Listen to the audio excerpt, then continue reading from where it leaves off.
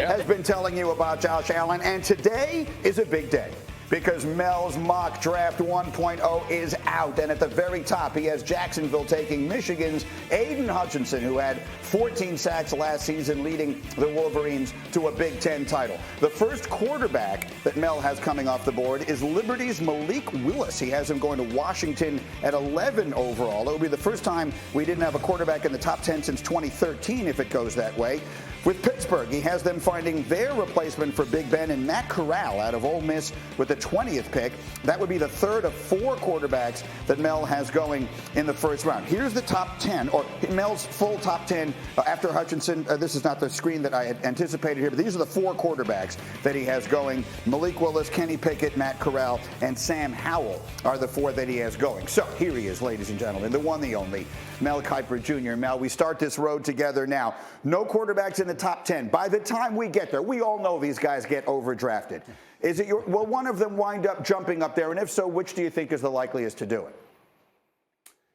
They could, Greeny. It's Mach 1.0. It's not Mach 5.0, but I think Malik Willis has the talent. Now, he had the 3 INTs against Middle Tennessee State, Louisiana Monroe. That team was outmanned against Ole Miss. He didn't play well in that game, but I think you go back to 2020, he was outstanding. He can beat you with his arm, his legs. He's got that thick frame. He's fast. He's deceptively fast, super strong, deceptively strong. Defensive linemen, linebackers have a tough time getting him down. You talked about Josh Allen. Same thing for Malik Willis. He's not 6'5", but he's powerful, and he's fast, and he's athletic, and he's tough. So I think Malik Willis will be interesting to process how it plays out. Kenny Pickett from Pitt, I have dropping down to New Orleans. You have Atlanta at 8. We'll have to see what Matt Ryan, if he's there, what Atlanta decides to do. They want to draft the heir apparent. They didn't last year. They could this year. Atlanta at 8 is a team to keep an eye on.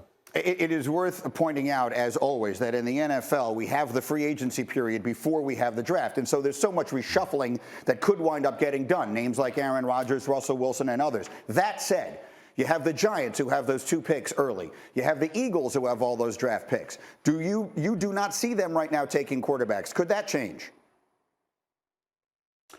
I don't think so, Greeny. I think Daniel Jones, if he gets the support, I think he's better than the quarterbacks in this draft. I think you look at Jalen Hurts with the ankle injury and getting better players around him there. Obviously, you think about another receiver to help out Devontae Smith. Defensively, they need some help there. I think they go for a big splash maybe and go for one of those veterans that is available, and all those names you hear, that we discuss for seems like every year. But I think if you look at the draft itself, you think about the Giants. If they can get Ike Mekwonu on the offensive line out of NC State, if they can get David Ojabo coming off the edge, that's 2 excellent picks in the top 10. The Jets, you think about, they have Zach Wilson, right? Well, they have 2 picks in the top 10 as well. The Eagles have 3 first-round picks. Now, you think about defensive players they could get. I got a couple going there. I have Chris Olave, wide receiver, Ohio State, going there. So those teams with multiple picks, the Jets, the Giants, and 3 for the Eagles, have an opportunity to have, I think, bonanzas. But I don't see quarterbacks in the thought process right now in terms of the draft for the Eagles or the Giants.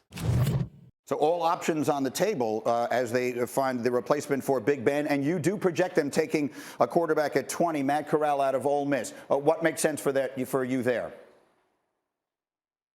Gritty competitor, Greeny. He's not big Ben. He doesn't have that frame. That's the concern. I think you look at the way he played through injury. He's tremendously mobile, athletic. He has the arm. He can sling it to any point of the field. I think when you look at Kenny Pickett from Pitt, he would be in the mix. I just had him going a couple picks earlier to the New Orleans Saints. So where the Steelers are selecting, Greeny, if they want their guy, say it's Pickett, they may have to move up a little bit to get him, okay? Corral could still be there. Sam Howell, North Carolina, I think, will still be there. I have him going to the Detroit Lions late in round 1 with their 2nd first-round pick for the Lions. So I think there's going to be a quarterback that's there. I don't know if it'll be the quarterback that they want. If the quarterback they identify as the quarterback they have to get, they may have to move up in the draft from where they're selecting to get that quarterback.